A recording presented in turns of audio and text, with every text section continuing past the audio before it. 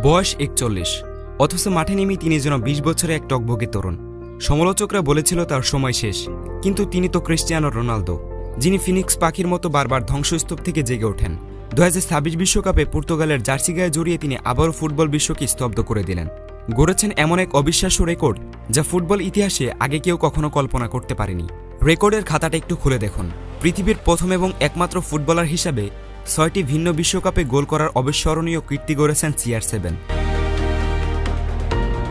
২০০৬ সালের জার্মানি বিশ্বকাপ থেকে শুরু করে আজকের ২০২৬ বিশ্বকাপ, টানা ৬টি আসরে প্রতিপক্ষর জাল কাঁপিয়েছে এই গোল মেশিন। এই ধারাবাহিকতা এবং এই ফিটনেস সত্যি অবিশ্বাস্য। রেকর্ড কি এখানেই শেষ?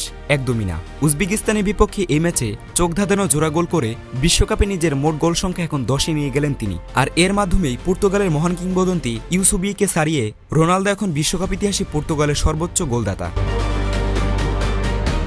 বয়সকে সেলফ একটা সংখ্যা বানিয়ে ৪১ বছর ১৩৮ দিনে বিশ্বকাপে এক ম্যাচে একাধিক গোল করার রেকর্ড গড়লেন তিনি। আর এই কীর্তি গড়ার পথে তিনি ভেঙে দিয়েছেন লিওনেল মেসির রেকর্ডটি।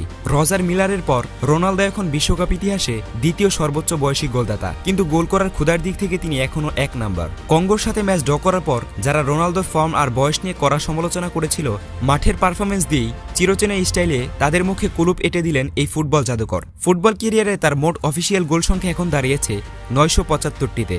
এখন পুরো ফুটবল বিশ্বের সামনে একটি বড় প্রশ্ন, এই ২০২৬ বিশ্বকাপ চলাকালীন কি রোনালদো তার ক্যারিয়ারের ম্যাজিক্যাল ১০০০ গোলের মাইলফলক ছুঁয়ে ফেলবেন? আর মাত্র ২৫টি গোল দূরে আছেন তিনি। আপনার কি মনে হয়, রোনালদো কি পারবেন এই ইতিহাস গড়তে? আপনার মতামত কমেন্টে জানাতে ভুলবেন না।